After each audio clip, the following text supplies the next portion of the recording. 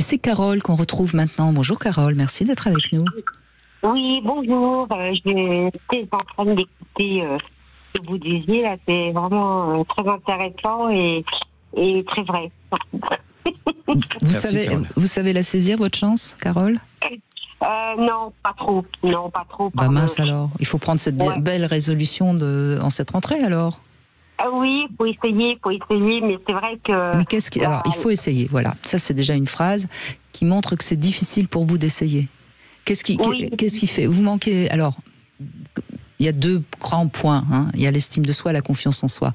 À votre avis, qu'est-ce qui manque un peu chez vous? C'est l'estime ou la confiance? Les deux. Oh. Venez au stage du 13 et 14. On ne travaille que ça en stage HQR, Carole.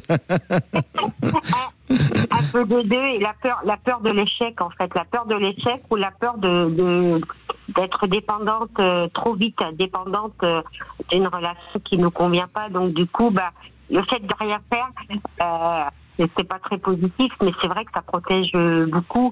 Donc, quand je rencontre quelqu'un, là, ça m'est arrivé dernièrement, une toute petite rencontre et tout, et j'ai eu quelqu'un qui n'était pas du tout en phase avec moi, et qui avait l'air un peu en décalage au niveau stabilité, et du coup, ça m'a fait peur.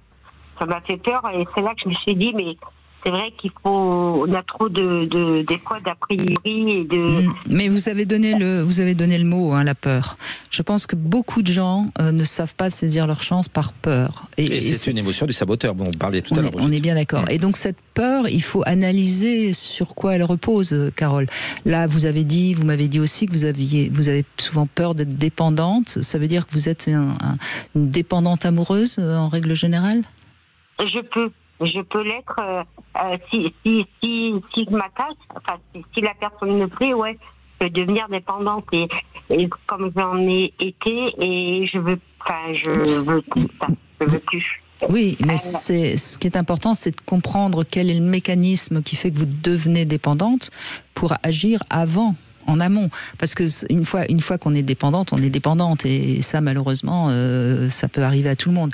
Mais vous avez quand même déjà, si j'ai bien compris que vous aviez cette capacité à tomber dépendante en amour. Donc, qu'est-ce qui fait que vous tombez dépendante en amour? C'est ça qu'il faut analyser pour pouvoir en amont mettre un frein tout de suite. Qu'est-ce qui fait qu'on tombe dépendante? Je pense que c'est la peur de l'abandon, certainement, la peur de rester seul. Et souvent, on est plus la relation est toxique et plus on est dépendant. Et c'est là où il faut faire attention. Donc vous avez eu une enfance toxique alors? Ah ben oui, complètement. D'accord. Ah oui. Bon. Complètement. Donc. Mais donc maintenant, si j'ai bien compris, vous repérez les personnes toxiques. Alors je peux les repérer, mais je pense aussi que je manque de confiance pour bien les choisir, parce qu'il y en a qui sont peut-être en décalage avec moi. Ça ne veut pas dire qu'elles sont toxiques, et ça j'ai du mal à faire la différence. Comme le gars l'autre jour que j'ai rencontré, pas de travail, pas de stabilité un petit peu familiale, du coup, de suite, poum, ça me bloque, alors que s'il faut, peut-être quelqu'un de bien, parce qu'il a des problèmes familiaux, mais souvent, j'ai besoin de quelqu'un qui a une vie un peu normale. Mais c'est qui, quelqu'un qui a une vie normale? On a tous nos...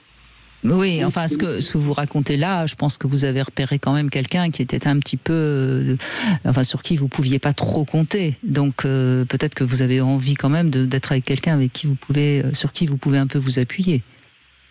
Oui, c'est possible. Donc je pense au contraire que c'est plutôt bon signe. Ça veut dire que vous commencez à repérer les personnes qui sont pas fiables, quoi, et il faut pas partir dans une relation comme ça où vous auriez encore donné beaucoup pour aider et finalement pour vous retrouver ensuite pas bien.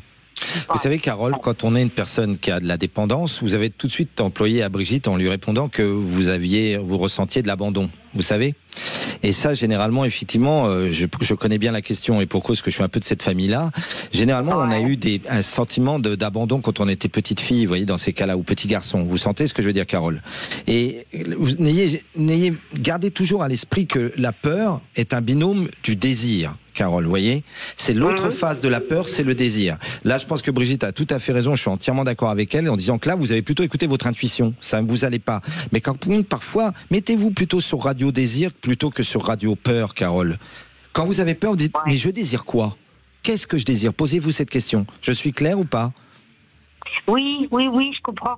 Après, il y a des fois où on contrôle trop, comme cet été, il y a eu une autre personne que là, j'avais envie que j'avais un désir vraiment pour cette personne, mais c'était inaccessible parce que c'était quelqu'un de marié que je connaissais comme ça, et du coup, on s'est regardé et tout, on savait que c'était pas possible, mais là, par contre, j'en ai eu très envie, j'en avais très envie.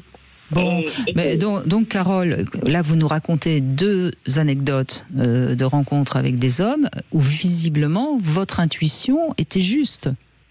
Donc faites-lui confiance. Ouais, peut-être, ouais. Ça, c'est la bonne résolution de la rentrée, Carole. Visiblement, vous avez compris, et votre intuition, elle a l'air d'être fiable, enfin en tout cas dans ce que vous me dites. Donc il faut lui faire confiance. Oui, peut-être. Oui. Pas peut-être, oui. Il n'y a pas de peut-être. Vous voyez, il va déjà falloir, ça c'est aussi une bonne résolution à prendre, c'est d'arrêter toutes ces phrases qui nous sabotent. Je vais essayer, peut-être. Non, soyez positive, oui. Je peux me faire confiance. Oui, j'ai une bonne intuition. Dans le livre sur le saboteur, je parle de la sab-langue, la langue du saboteur. Tout ça, c'est la sab-langue. Bien sûr, c'est la langue du saboteur. Oui, peut-être, je devrais pas. Vous savez, le saboteur, il aime des phrases que l'on dit. Il aime toujours, jamais, rien, tout. Ça n'existe pas, toujours, jamais, rien, tout. Ça n'existe pas. Ça n'existe pas, chers amis auditeurs. Il n'y a pas de tout ou rien. Ça n'existe pas. Ça n'existe pas. C'est toujours la même chose. Ça veut dire quoi? C'est toujours la même chose. Je tombe toujours sur un fou, mais c'est faux. Il y a que des mecs nuls pour moi. Mais alors, Carole, votre mantra ce soir: je mérite de rencontrer la bonne personne et je vais être heureuse. Et j'en suis digne. 10 fois par jour, vous le dites. Vous réécoutez l'émission et vous écrivez ça. D'accord. Et j'en suis digne. Et j'en suis digne. Et j'en suis digne. Ça fait 2 fois qu'on me le dit en 15 jours, donc je vais finir par le croire. Parce que je vais finir par le croire. Mais qu'est-ce que c'est que ça encore saboteur? Encore le saboteur. Alors, qu'est-ce que ça veut dire ça? Après, il y a aussi peut-être, j'en parlais encore avec une collègue ce matin, des fois, c'est vrai que c'est bien aussi d'être seul. Des fois, ça fait du bien aussi d'être seul et de se dire... Alors, si vous êtes bien quand vous êtes seul, c'est que vous êtes une bonne personne avec vous-même. Donc ça, c'est très positif. Et c'est très positif pour vivre un couple. Et donc, vous avez plus de chances, en effet, de pouvoir rencontrer quelqu'un. Parce que déjà, quand on est bien avec soi-même, on est mieux avec les autres. Absolument. D'accord. Ouais, mais... Ça fait pas des années, alors arrêtez de me dire oui mais... Dès qu'on dit oui mais, Brigitte va vous le redire, c'est encore une locution du saboteur, oui mais. Ça veut dire ne m'aide pas, Brigitte, ne m'aide pas, je veux pas vous écouter, Brigitte. C'est ça, oui mais. Vous entendez? Non, oui mais. C'est vrai que ça fait pas des années, quoi. Ça commence où je commence à être vraiment indépendante et bien avec moi-même, mais... C'est récent. On va vous taper sur les doigts, Carole, attention.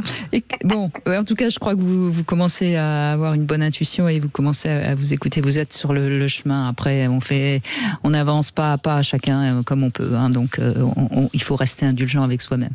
Merci beaucoup, Carole. Merci beaucoup.